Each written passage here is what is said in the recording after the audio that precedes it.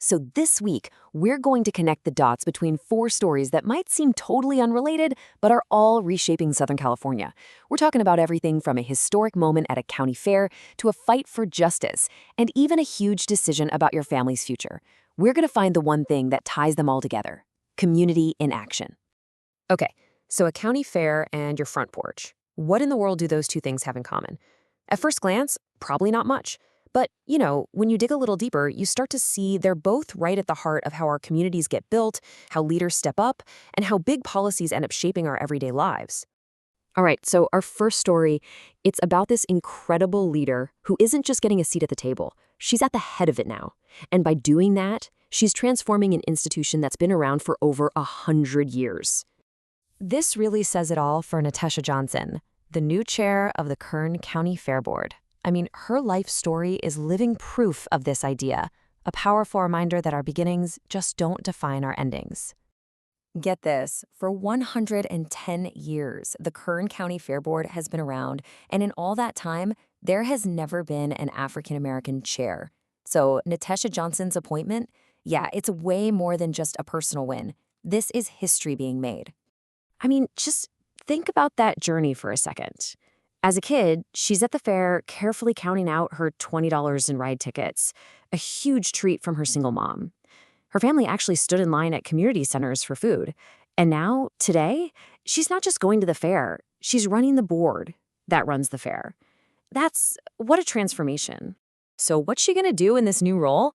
Well, her priorities are a perfect reflection of where she came from.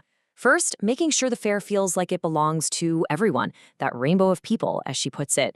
Second, connecting kids from the city to the area's farming roots. And third, bringing in new ideas to keep the fairgrounds buzzing all year long. Okay, so we've seen what one amazing leader can do. Now let's shift gears and talk about the power of the group, of a community. This next story is all about how people are banding together to build their own safety nets, especially when the official systems don't get there in time.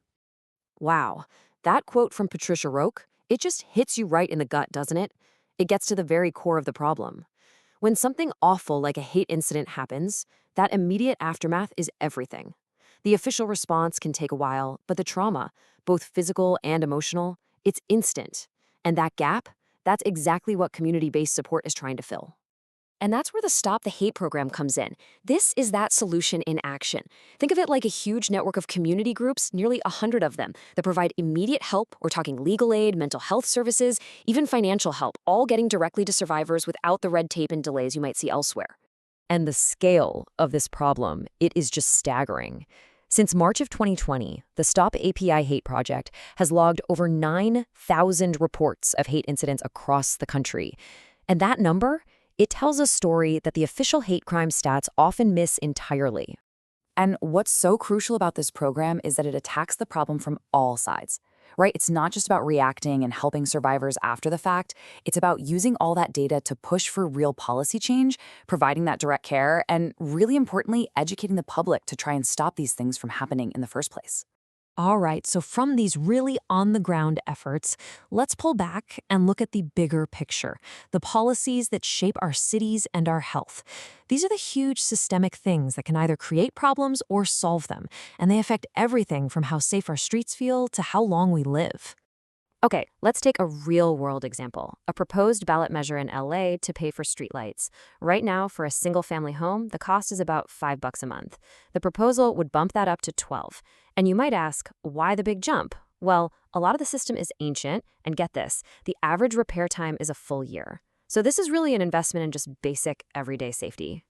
And just like aging infrastructure can create physical dangers, old, broken systems in healthcare can literally be a matter of life and death. I mean, look at this. This slide shows a really tough reality, a gap of more than 5 years in life expectancy between Black Californians and the statewide average. That's not just a number on a chart. That represents generations of deep-seated systemic issues. So how do you even start to fix a problem that big? Well, according to Assemblymember Mia Bonta, you start with the data. Her point is simple but powerful. You can't fix what you can't measure. And that idea is fueling a push for new laws that would require hospitals to actually track and report patient safety data by race. The goal? To make these invisible problems visible so they can finally be fixed. These huge policy debates can feel kind of abstract, right? But the whole point is to make our daily lives, our futures, better. So let's bring it all the way back home to one of the most personal and important assets a family can have, their house. For so many people, inheriting a home is a massive turning point, both emotionally and financially. And the choices you make in that moment can literally shape your family's future for generations. So if you find yourself in that situation, where do you even begin? Well, the single biggest mistake people make is rushing into a decision. So before you do anything, experts say you've got to take these 3 first steps. 1, get a professional valuation so you know what the house is actually worth. 2, understand the tax situation. What are the consequences? And 3, and this is a big one, if there are other heirs, you have got to get on the same page with everybody. And at the end of the day, it really boils down to one fundamental choice. Do you keep it or do you sell it? Keeping the home offers that stability, maybe even some rental income down the line, but it also comes with all the ongoing costs, taxes, insurance, repairs. Selling, on the other hand, gives you quick access to cash, and it's a clean break for everyone involved, but it can be really tough emotionally. There's no one right answer here. It's completely unique to every family situation. And that brings us full circle, right back to where we started, with Natasha Johnson's powerful words. Somebody has to get it done. Why not you? Think about it.